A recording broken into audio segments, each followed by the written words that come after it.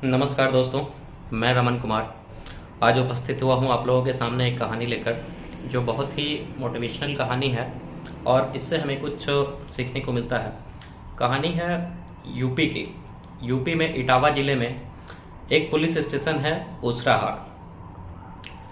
वहाँ पे शाम के समय एक किसान मतलब फटी धोती कुर्ता पहने हुए मिट्टी लगी हुई वहाँ पहुँचते हैं और देखते हैं तो वहाँ पे गेट पे ही दो चार पुलिसकर्मी बैठे मिलते हैं बेंच पे। तो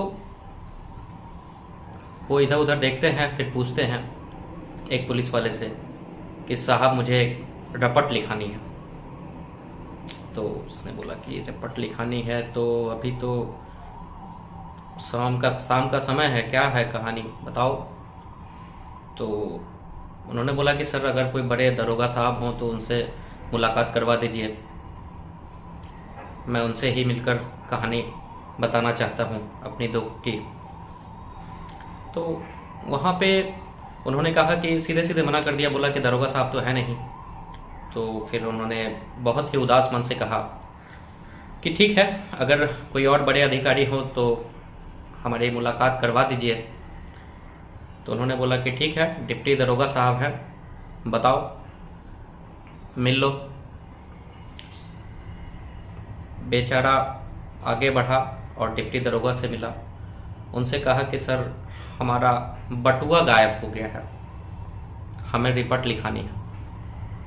तो दरोगा ने बोला कि कहाँ कैसे गुम, तुम्हारे पास इतने पैसे कहाँ से आए, तुम तो गरीब एकदम लग रहे हो, कितने पैसे थे।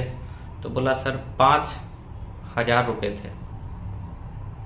तो उसने कहा कि 5,000 रुपया तुम्हारे पास, तुम्हारा शकल देख के तो ऐसा लग नहीं रहा कि तुम्हारे पास 5,000 रुपये होंगे। तो उसने बोला नहीं सर हमारे पास थे, हम यहाँ पर बहुत उम्मीद से बैल खरीदने के लिए आए हैं, बहुत दुख है हमें, कृपा करके हमारा हुजूर हमारा रिपोर्ट लिख लीजिए।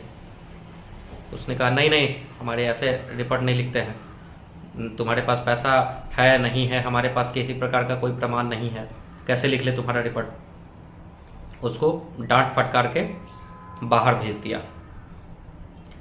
इतने देर में क्या हुआ कि दरोगा साहब आ गए। दरोगा साहब आए तो वो फिर से रोने लगा, गिड़गिड़ाने लगा और वापस जाकर दरोगा साहब से कहा कि सर हमारा ये रिपोर्ट नहीं लिख रहे हैं। तो दरोगा साहब ने कहा क्या क्या है बताओ। सर हमारा बटुआ गायब हो गया। वही कहानी फिर से उन्होंने सुनाई। अब दरोगा बोला कि यार ये तो फटा हाल, इसके पास कहाँ से इतने रुपए होंगे, कैसे मतलब तुम्हारा रिपोर्ट नहीं लिख सकते यार, तुम जाओ यहाँ से, यहाँ पे रपट उपट लिखते हैं लेकिन कुछ असली वजह हो तब तो। तुम्हारे पास देखने से तो लगता नहीं है कि तुम्हारे पास 5 रुपये होंगे और तुम कह रहे हो कि रपट लिख लीजिए, ये कोई बात हुई क्या, नहीं लिखेंगे, जाओ। भगा दिया उसको। भगा दिया तो बेचारा पुलिस थाने के बाहर ही बैठकर रोने लगा। इतने में एक सिपाही आया। सिपाही ने बोला कि अरे चिंता मत करो, तुम घर जाओ, यहाँ कोई व्यवस्था नहीं है। बोला कि सर प्लीज लिख लीजिए हमारा रिपोर्ट, बहुत जीवन भर की हमारी कमाई थी, अगर हम बैल नहीं खरीदेंगे तो कहाँ से गुजारा होगा। तो यह सोचकर फिर सिपाही ने उसे एक मशवरा दिया, धीरे से कान में बोला कि देखो ऐसा है, रिपोर्ट तो लिख सकते हैं लेकिन कुछ खर्चा वर्चा करना पड़ेगा। तो वो और रोने लगा कि यार खर्चा वर्चा कहाँ से लाएंगे, क्या करेंगे क्या। तो इतने में फिर सिपाही ने बोला कि देखो ऐसा है, रोना बंद करो, 35 रुपया, ये बात है 1979, 1979। तो 35 रुपये उस समय में बहुत मायने रखते थे, बहुत ज़्यादा। तो फिर अब करे तो क्या करें। तो उसने कहा कि ठीक है, हम लिखवाएंगे, हमारे जीवन भर की कमाई थी, 35 रुपये हैं हमारे पास घर जाने के लिए, दे दूंगा, क्या करूंगा। तो फिर वो सिपाही अंदर गया और दरोगा के साथ साठ गांठ करके बोला कि सर 35 रुपया देने के लिए तैयार है। तो बोला बुलाओ। फिर सोचना क्या है, अगर 35 रुपया देने को तैयार है तो फिर सोचना ही नहीं है, बुलाओ उसे। बस उस बूढ़े व्यक्ति के चेहरे पर भी खुशी और दरोगा भी मंद मंद मुस्कुराता हुआ करे चलो कुछ तो बोहनी हुई, सुबह से एक भी ग्राहक नहीं आया था। तो बुलाया उसको, फिर उससे कहानी लिखवाई कि मैं ट्रेन से इटावा आया, इटावा से फिर इधर आ रहा था, रास्ते में हमारे बटुए चोरी हो गई और ये हमारे जीवन भर की कमाई थी, वो लाल रंग का बटुआ था। सब कुछ बताया। बताने के बाद सब कुछ लिख दिया। अब लिखने के बाद उसे वो पेपर दिए गए कि देख लो और इस पर हस्ताक्षर कर दो। उसने पेपर लिया, पढ़ा। अब पुलिस वालों ने सोचा कि ये पढ़ना लिखना भी जानता है, तो थोड़ी सी हैरत हुई, बस ठीक है कोई दिक्कत नहीं है। तो फिर पुलिस वाले ने बोला कि हस्ताक्षर करोगे या अंगूठा लगाओगे, चूँकि टेबल पर दोनों, एक पेन और एक स्याही वाली जो इंक पैड होती है वो दोनों रखी थी। तो पुलिस वाले ने बोला हस्ताक्षर करोगे या अंगूठा लगाओगे, तो उसने बोला कि सर हस्ताक्षर करूंगा। लेकिन वो कलम के साथ साथ इंक की स्याही वाली जो पैड थी वो भी अपने साथ खींच लिया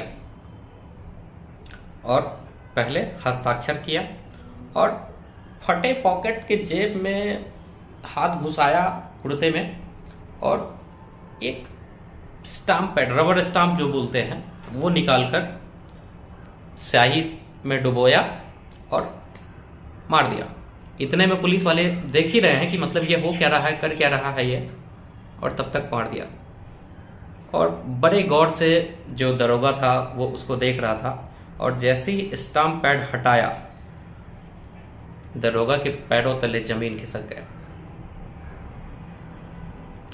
अब करे तो क्या करें, उसने देखा तो उस पर लिखा था prime minister of India. Prime minister office से ये मतलब पूरा पुलिस थाना हक्का बक्का रह गया, करें तो क्या करें आखिर। तो यही है, आप शायद देख पा रहे होंगे। तो उस समय के प्रधानमंत्री थे चौधरी चरण सिंह।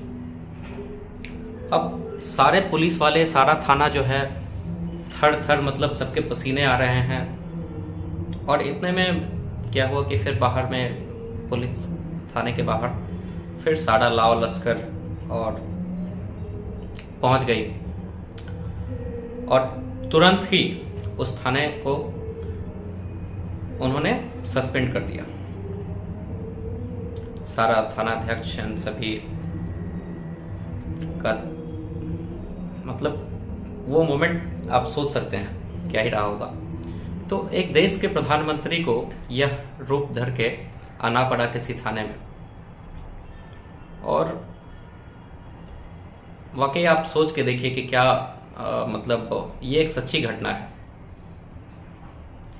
हालांकि ज़्यादा दिनों तक वो प्रधानमंत्री रहे नहीं, फिर इंदिरा गांधी ने मतलब सरकार को वो कर दिया, तो फिर उस टाइम पे खैर उस विषय में हमें जाना नहीं है। तो यह है आज की कहानी। मतलब एक प्रधानमंत्री को जब थाने में बैठकर एक सिपाही ने उससे ही रिश्वत मांग ली, तो सोचिए यह है कहानी। आज इनको मतलब एज ए किसान भारत रत्न से सम्मानित किया गया है और हम इसके लिए काफ़ी आभारी हैं।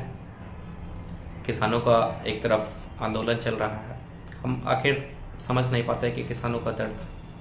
किसान काफ़ी मेहनत करते हैं और आज पूरा देश या यूँ कहें कि पूरी दुनिया, हम लोग जो खाना खा रहे हैं, अनाज, फल एंड जो भी हम खा रहे हैं, हमारा जो ईंधन है वही खाना है, तो वो किसानों के द्वारा ही है।